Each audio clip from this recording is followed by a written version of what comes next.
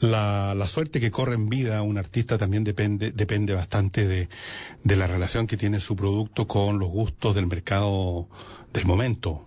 Los mercados, por supuesto, cambian, pero estamos hablando precisamente de qué pasa en el momento en que está viviendo, que está produciendo.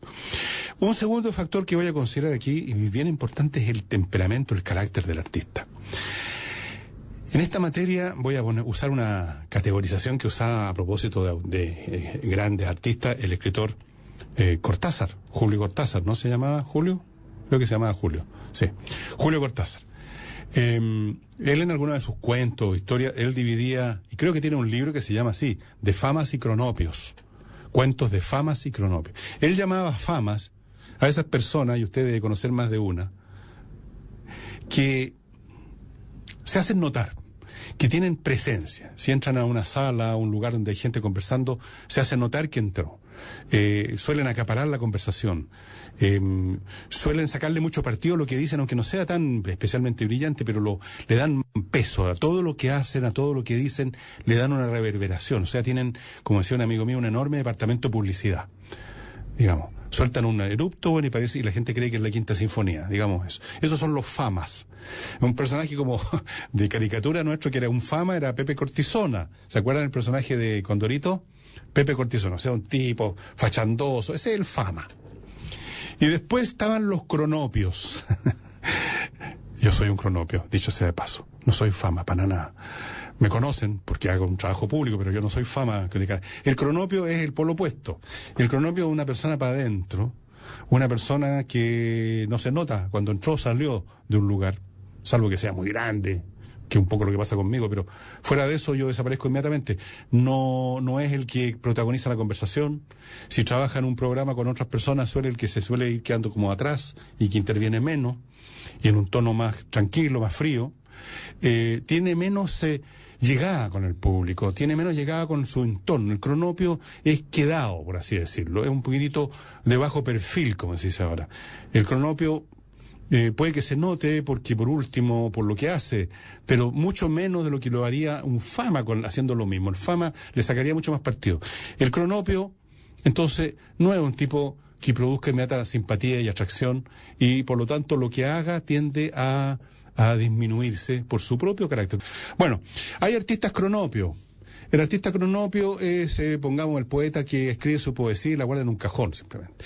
El poeta fama es el tipo que se sube arriba de un cajón y se pone a declamar ahí donde puede y cree que va a encontrar auditores y vocifera sus poemas y se pone un chambergo y va a las peñas y hace alarde de su condición de poeta y se va con unas minas estupendas y golpea 20.000 puertas hasta que le publican sus sonetos, y mientras tanto el poeta cronopio está escribiendo para callado, nadie sabe siquiera que escribe poesía y las guarda en un cajón. Ustedes ven que en el mundo, para tener éxito en el mundo, hay que hacerse notar. Si no, ni siquiera saben que uno existe. Y hay que ser un poquito cargante con lo que uno hace. Si uno, yo lo sé, ¿no? A mí nadie me vino a buscar a mi casa para decirme, Fernando, parece que usted escribe, por favor, pásenos uno de sus libros. No, tuve que ir a hacer saber de que yo estaba escribiendo y que tenía tal producto y a ver si les interesaba. No hice mucho más que eso, pero algo tuve que hacer. Uno tiene que, si está en el mundo, tiene que hacerse público. Eso es lo que se llama publicar. Bueno, hay artistas cronopios. Por ejemplo, a ver, en el campo de la música, un montón, pues. Y hay artistas fama. En el campo de la música, fama era Wagner. Wagner era fachandoso, se movía, hacía como que su música te la representaba poco menos que el espíritu alemán desde los tiempos más remotos. Su música misma, bien ampulosa, ¿no es cierto? Tremenda. Y otros artistas, otros compositores, para nada, siendo grandes. Usted, por ejemplo, ¿oído hablar mucho de Mendelssohn? Capaz que no mucho. Mendelssohn fue un tremendo músico alemán de los años 1820, 30, 40, por ahí. No sé exactamente cuándo murió, no ando con mi computadora, pero de principio del siglo XIX fue uno de los que dijo, era muy generoso, era un hombre muy generoso, no estaba preocupado solo de lucirse él. Eso es otra característica de los famas. Las famas son de un egoísmo absoluto, son ególatras. El cronopio es más quitado de bulla, entonces estaba más preocupado, por ejemplo, de hacerle conocer a la gente que existía Johann Sebastian Bach. Él insistió hasta que desenterró a Bach, literalmente. Estaba muy preocupado de eso. Y compuso música maravillosa, Mendelssohn. música maravillosa. Bueno, música de cámara maravillosa. Pero era más cronopio que fama. Mozart no era fama tampoco. Se hacía notar, porque hay veces que a pesar de que uno sea medio cronopio, como el caso de Mozart, está en la genialidad de su obra que eso lograba vencer, que su temperamento, digamos, le gustaba el chacoteo, tuvo millones de aventuras amorosas, pero no era un fama, no andaba sacando pecho, poniendo la cara de aquí viene el gran músico, para nada.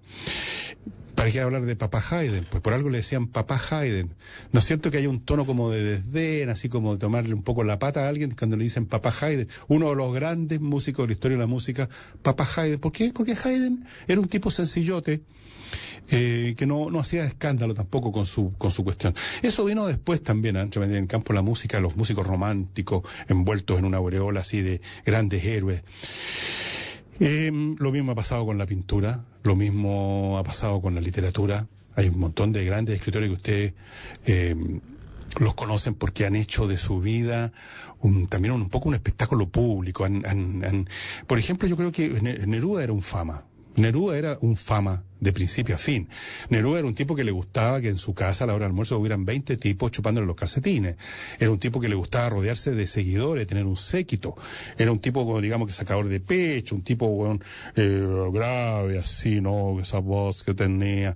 Bueno, era un fama. Esto no estoy diciendo que eso significa que su poesía era mala. Digo que era un fama. Era totalmente fama. Y hay otros escritores, poetas. Yo no voy a decir si son mejores o peores que Neruda, no voy a entrar a esas comparaciones, pero que al contrario, rara vez se sabe que escribieron poesía porque no andaban haciendo, digamos, de su presencia y de su obra un espectáculo público. Así es que ahí tenemos el segundo factor, el factor del temperamento. Si uno tiene o no tiene un gran departamento de publicidad en la vida.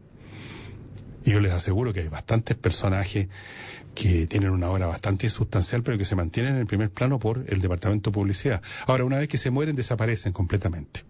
¿Quién se acuerda de Salieri? ¿Quién escucha las obras de Salieri? Pero en el momento en que están vivos, le sacan provecho a eso. Le sacan provecho.